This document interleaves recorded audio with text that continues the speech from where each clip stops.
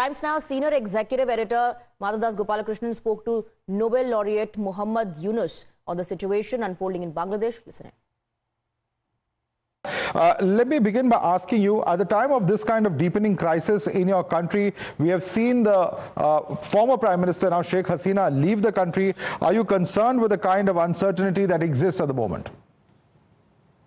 No, we are celebrating that finally we came to the point with the jubilant crowd on the streets enjoying the freedom they finally earned after many deaths of the young people, young kids, older people, lots of people every day, every hour.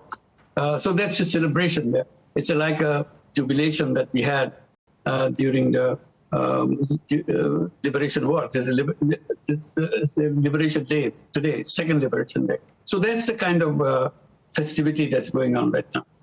No, but all of this has happened after weeks of protests, over 100 lives being lost. There are police stations that have been burnt down. There are minorities whose homes are being targeted. Surely the situation from the law and order perspective is far from desirable? You are looking at something from one side. You're not looking at all the young people demonstrating. They're getting killed every day. It's the government bullet hitting them. They brought the police, they brought the paramilitary, they brought the military, they got curfew, they have everything. And then in that you're saying that they are doing everything else, they're saving their life was the most important thing for them. While the government is shooting at innocent people. They have curfew days after day. They had the shoot to kill to order for everybody, from police, paramedical, army, and also the army itself. So that's the situation they have emerged from. They continued their march on the street.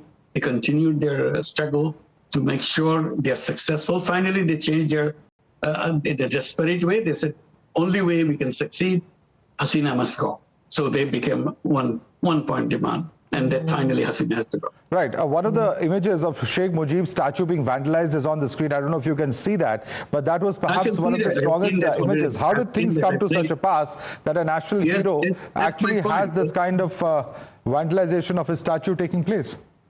Yes, that's what I've been telling. I said, Hasina has made people's minds so bitter. They now even attack her father. So it's the bitterness which is accumulated among the people now expressing them, because finally she left, so they have to express that. So it is the fault of the person who created this environment. Right. From India's perspective, Sheikh Hasina, of course, physically present here in India. You've been critical of India in the past, but what are your expectations from India at the moment? I keep saying that India is our best friend. Have the possibility of becoming a best friend, but instead they focused on not on Bangladesh, they focused on one person. So their relationship became one-person relationship. This is a wrong relationship. Now that Hasina has failed in doing things for the people, so the people are angry at India because you are supporting the person who destroyed our life.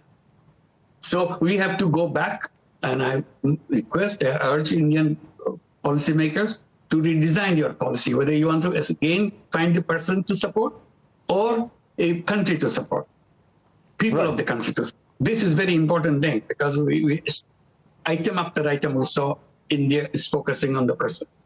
Right. But India's concern has arisen from some very, very real fears. And the fact is that the BNP, the Jamaat-e-Islami, have not been on very good terms with India. And from India's perspective, Sheikh Hasina has also cracked down on terror insurgents from northeast who had been using Bangladeshi soil, for instance, to regroup. And with her now out of power, how can India really trust the next government to be equally cooperative in that regard? So you have to find another person to support? Is that it? Is this the policy now? No, I'm just asking you, in terms of what India's experience has been, how would you explain that position to India? I will explain your relationship with the people of Bangladesh. Let them choose their leaders. You work with the leaders. That's how the people are connected. And our relationship should be the best of the relationship. We are the best of friends, rather than being looking at each other in a kind of suspicion. Right. Are the fears that there may be a rise in radicalism in Bangladesh, are in there any way fears that could come true in your view? With Hasina gone, radicalism will disappear probably. All right. She encouraged the radicalism to encourage India to support her.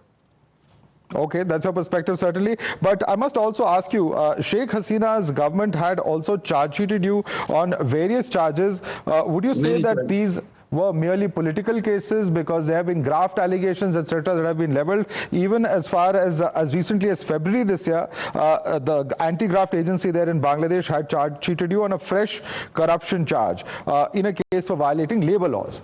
How do you look at all these actions of the Sheikh Hasina government? I have denied all those charges. These are fake charges just to harass me because I am number one enemy for her all her life. So she continues to harass me in every possible way. This is only expression of one. There are hundreds of other things she has been doing if you look through the relationship between me and her. Right. And while you spoke about, the protesters being targeted by the police, there's one question that I had asked you which you had not answered, sir, because we are getting reports of temples being attacked, of religious minorities being targeted in Bangladesh. Yeah, this is again something Hasina feeds you so that you can get attracted to us in a negative way. So this is her people, young people are busy on the street. They're not burning temples.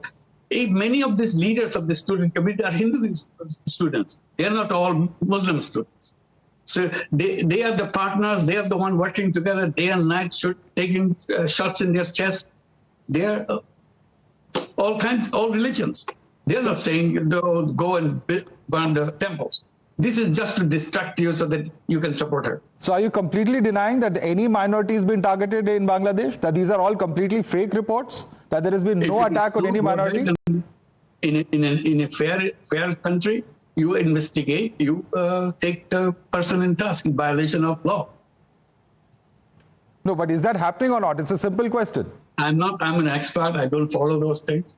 I'm not someone who... Because you just said that that's propaganda being spread by Sheikh Hasina. In that light, I'm asking you, sir, because there are a number of reports on social media. I'm not vouching for their veracity, but can we just brush them aside? Don't brush them aside. Just go and investigate, find out the real situation. Because she says all kinds of things. She does it herself and then blame it to somebody else. That's the style she has been developing. All right, Mohammed Yunus, thank you so much for taking the time and speaking to us here on Time. Thank you very much. Thanks a lot.